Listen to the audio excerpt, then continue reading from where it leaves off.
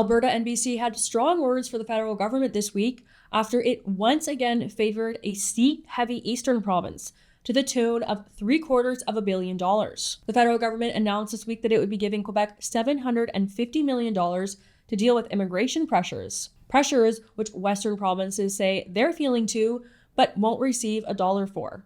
Those pressures are also being felt by you and I, or anyone who's paid attention to the cost of living for the last 4 years. Not to mention the wait times for a doctor or hospitals. Now, I could give some platitudes about the different responsibilities for different levels of government, which is how Ottawa responded to this latest criticism. But instead, why don't we just address the elephant in the room? We don't have the infrastructure to support the number of people being let into Canada. And it's happening at the expense of Canadians, hardworking ones who've lived and paid taxes here for years. But it's young people who can't afford the house they grew up in or anything remotely like it, who are paying the highest cost. I'm Rachel Emmanuel, and this is the Alberta Roundup. Rachel Emmanuel brings the news each day on Alberta Roundup. She has her say. Okay, everyone, taking a look at our first story here, Western premiers are frustrated after Ottawa handed Quebec $750 million to deal with the pressures of immigration, coming up empty-handed for Western Canada. BC Premier David Eby and Alberta Premier Danielle Smith took aim at the federal government at the Western Premiers Conference in the Yukon this week. Their comments came just hours after Ottawa inked a deal with Quebec to help pay for a surge in temporary immigrants to the province. We'll go now to Premier Eby speaking about the Western Premiers' frustrations with Ottawa at the press conference on Monday. Take a listen. So to see a single province agreement with Quebec is an underlining of a sense of frustration that I heard around the table. And I won't put this on anyone else, but I'll say for British Columbia, how frustrated we are to see the money being showered down on Quebec and Ontario, and us scrabbling around for what's left over. It's not acceptable. It is not okay. And part of the pressure that these young people are seeing is a lot of federal resource, time and energy, money, tax credits, effort going to those two provinces at the expense, in my opinion, of the West. Eby also said that 10,000 newcomers arrive in BC every 37 days. He said that his province, and especially young people looking to purchase homes, are feeling the pressure. Meanwhile, he said the province is housing refugees in homeless shelters. Premier Smith also chimed in saying that 20% of newcomers to Canada are choosing Alberta, and that her province also has not seen support from the federal government. Take a listen. That being said, we also are host to 70,000 of the newcomers from Ukraine, the Ukrainian evacuees, and we have not seen the same kind of support for those new arrivals in the same way that Premier Eby has talked about. Federal Immigration Minister Mark Miller was quick to counter the Premier's comments, saying that Premier Eby is confused about the facts and that if Western provinces want more federal dollars, they should take in more asylum seekers. Take a listen. I think first and foremost, the disproportionate flow of asylum seekers has in fact occurred in Quebec and Ontario. If you look by population, BC has had fewer. It doesn't mean that they are not entitled to assistance from the federal government when they see their numbers go up. I think perhaps there was some confusion on the Premier's behalf as to what this money was for. The suggestion was it was for temporary residents. That is absolutely not the case. It's to compensate Quebec for 2 fiscal years of costs they've incurred with respect to the disproportionate flow of asylum seekers. So, we need provinces like British Columbia to step up when it comes to actually apportioning asylum seekers. It doesn't come without financial support from the federal government. So there you hear Mark Miller saying that the premiers are confused about the facts and that the money is actually for asylum seekers, not temporary residents. But Miller's comments are ironic at best and disingenuous at worst, because here's Quebec Premier François Legault himself speaking about the deal when it was announced. Legault said, quote, "What is urgent is to substantially and quickly reduce the number of temporary immigrants in Quebec. At least the federal government is telling us they recognize there's a problem. They even recognize that they have to act quickly in the short term in a significant way, but they refuse to give numbers." So there you hear it, the Quebec Premier, who is getting the $750 million himself, says it is for temporary immigration. So it looks like the Western Premiers are not confused after all. Premier Smith had more to say later on in a tweet on X, writing, quote, "If they want us to be able to make sure that newcomers are being matched to the jobs that are available in our economies, then they've got to give us more latitude to do that. We certainly want to keep the doors open in Alberta. We want to make sure that we are properly supporting the people coming to our province. I just want to take a moment to address this because I did open my show by criticizing immigration. Our numbers are far too high. They are not sustainable. We are all paying the price for that, as I mentioned in my monologue. That said, here we see, the provinces of BC and Alberta saying they would like more federal dollars to help with the pressures that they are seeing because of all the newcomers coming to their provinces. I think it would actually be far more effective if they just said to Ottawa, it's time to turn off the taps on immigration. There's too many people coming here. We don't have the infrastructure for them, but we're not seeing that. I don't believe that is the Premier's ideological response or belief on this issue. I know that Danielle Smith has been talking about wanting all these people to come here. Obviously, we still have the Alberta is Calling campaign. She even said that they would like to see 1 million people moving to Red Deer. I don't think the people of Red Deer want 1 million people to live there. I think people in Red Deer kind of like living there because it's, a smaller city. It's not as busy as places like Edmonton and Calgary. I have to say that Premier Smith's response to immigration, whether that's newcomers to Canada or the Alberta is Calling campaign, which attracts people from other provinces, probably one of my biggest criticisms of her. I think it's time to turn off the taps of all sorts of immigration and provincial and newcomers to Canada. We do not have the infrastructure to support these people, and everyone's quality of life is actually declining because we're seeing so many new people coming here that we aren't ready for. I think let's just turn off the taps of immigration for the next 3 to 5 years, get caught up stuff, then we can reevaluate what we want Canada to look like and if we still want to continue bringing over millions of newcomers. But right now, I think Premier Smith's response on immigration isn't strong enough. Premier Eby, he's a left-wing premier. I don't expect him to take a strong stance on immigration, but I think the Conservative Premier of Alberta could and should be doing a better job on this issue. Taking a look at our next story here, the cost of the carbon tax has been $20 billion to the Canadian economy, according to modeling data released by the Government of Canada this week. According to the Globe and Mail, the country's GDP is expected to be about $25 billion lower in 2030 due to carbon pricing than it would otherwise be. The Canadian Taxpayers Federation Federal Director, Franco Terrazzano, said in a statement, quote, "Once again, we see the government's own data showing what hardworking Canadians already know. The carbon tax costs Canadians big time. The carbon tax makes the necessities of life more expensive, and it will cost our economy billions of dollars." Alberta Premier Danielle Smith also had strong words for the federal government, saying, quote, "It's time to stop punishing Canadians and scrap the carbon tax." Moving into our next story here, I just wanted to take a quick look at this one. Alberta's Minister of Seniors, Community and Social Services, Jason Nixon, says that Alberta is setting new records and continues to lead the country in fastest permit approval times and fewest roadblocks to building homes. Nixon said that permits for single detached homes are up 36%. In a statement to X, he wrote, quote, "We will keep building momentum and go from permits issued to shovels in the ground to new homes ready for Albertans." Okay, I talk about the cost of living crisis all the time. I talk about the cost of renting and purchasing a home a lot as well, but I need to play the devil's advocate on this issue. We are rushing to get all these homes built to deal with all the people moving to Alberta from other provinces and outside of Canada. But how many people have actually stopped to take the time to consider how well these homes are actually being built? I was living in a new build. It wasn't even a year old, and there was water damage coming in through my ceiling. Now, I was renting.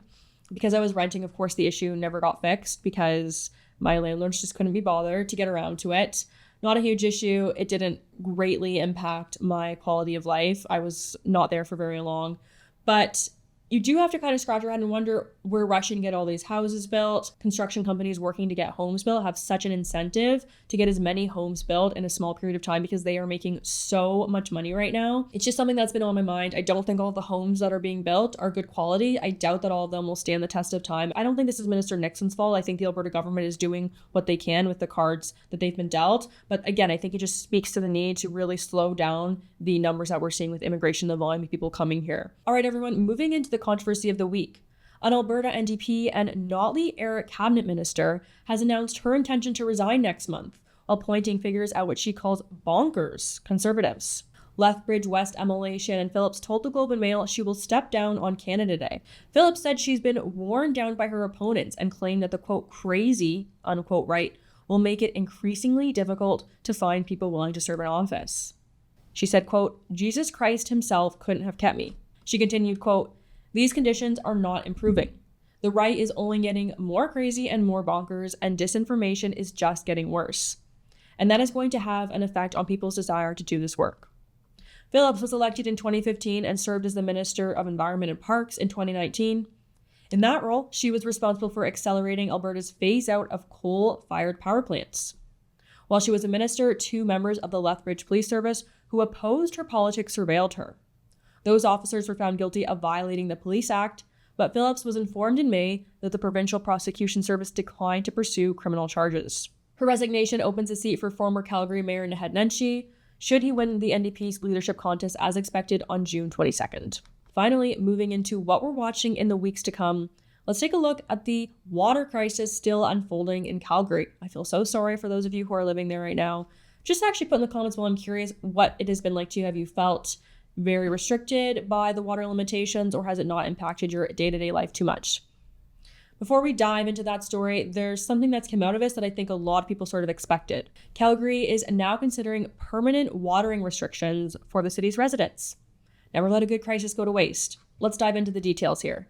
Calgary City Council is set to discuss amendments to the wastewater, stormwater, and water utility bylaws next week. The proposed amendments include a watering schedule, allowing Calgarians to use sprinklers for just 3 hours a day, 2 days a week, between 8 p.m. and 8 a.m. Currently, Calgary's water restrictions start at voluntary water conservation before escalating to stage 1 to 4 restriction levels. Stages are determined by risk of drought conditions. Stages 1 to 2 are normally implemented when it is very dry, and stages 3 to 4 are implemented when it is extremely dry. Fines for violations during stage 1 begin at $400, rising to $600 at stage 2, $1,500 in stage 3, and finally up to $3,000 for stage 4 violations. That's watering when it is extremely dry. If the changes are implemented, the voluntary water conservation phase will be replaced with the outdoor watering schedule, which will be permanently in effect. Just taking a look at what's proposed here, you'll be allowed to use sprinklers 3 days a week between 8 p.m. and 10 a.m. So overnight. So you can't put a sprinkler on for your kids to run around and play in, which is like what childhood is. Again, you guys, I went on a long rant about this on my show, midweek show, which exclusively covered the water crisis, which basically the sum of it was I don't want to live in Calgary anymore. Go back and listen to the full thing if you want me to break down what's going on in the water crisis, but also to explain how things are probably worse than they initially look, because what the mayor has revealed during her updated briefings is that the infrastructure in the city of Calgary, the infrastructure that gets us water from one place to another, from treatment facilities to reservoirs and finally into your home, is basically falling apart. I'm actually going to play a small clip for you guys now to see some of the sum of what I was saying was about. Take a listen. So just to sum up, there's been a break in a major water feed that officials still don't know when is going to be fixed. While that was happening in the city of Bowness, there was also another break in a water main in the city of Bowness, a smaller one unrelated to the first incident, as if that's supposed to reassure us somehow that things are running very smoothly over at the city of Calgary. Then, an access point to the major water feed also needed to be fixed so that officials could get down and fix this issue in the first place. And while all of this is going on, the mayor of Calgary is not able to come out and say that this incident was a one-off. Instead, she tries to reassure us by saying that regular maintenance was being done on this. If regular maintenance was being done on this, how did this incident happen in the first place? You think this is something officials would have been able to catch before it turned into the massive citywide crisis that is happening right now. Just ridiculous. Here's a little update on the water crisis itself. Here's Mayor Gondek speaking about the crisis at one of her updates on Thursday. This is not a decision that was made lightly. But as we shared yesterday at 5 p.m., the investigation of the broken feeder main pipe revealed that there are 5 more areas that are in need of repairs. Our city operations team has shared these necessary repairs mean that we are looking at another 3 to 5 weeks before water is flowing as it normally would in our city. That's 3 to 5 more weeks of your best water conservation efforts. Okay, everyone, just because I did my Wednesday show on the water crisis and there were some really great comments in the comment roundup, I'm going to dive into what you are all thinking about the situation in Calgary right now. User at TCZ says, quote, maybe rather than declaring a climate emergency on her first day, she, meaning Gondek, should have declared an infrastructure emergency and used taxes accordingly rather than on her pet woke projects. Seeming right now like that would have been a very good idea. As I explained in my show last week, and I just play it for you guys now, the infrastructure in Calgary is in a precarious state, clearly. Clearly, there needs to be investment into that so that Calgarians can expect basic services like water. User Pat's Garage said 200 repairs a year is insane. That's almost 1 a day or so every time. This is what happens when you spend money on woke garbage instead of infrastructure. Honestly, when I initially recorded that episode, I didn't even really think about how many repairs a year that was. She sort of explained it as 200 a year, that's pretty normal. That does seem like an insane amount. This person's right, there's 365 days a year. It's not quite a repair a day. That's maybe a little bit hyperbolic, but it's an insane amount of repairs. And because this person's username is Pat's Garage, I just think they know what they're talking about.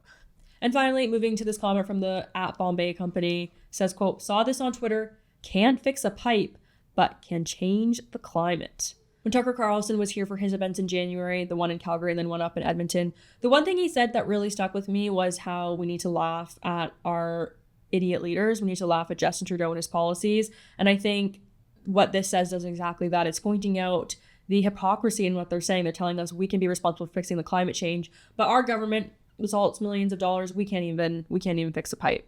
So, you know how it goes. One rule for thee, another rule for me. The wealthy and the billionaires, they're going to fly around on their private jets, but you can drink from your soggy paper straw. Okay, everyone, that's all we have time for today. Thanks so much for tuning in. Please subscribe to True North so you don't miss any of my content or that of my colleagues, and give this video a like.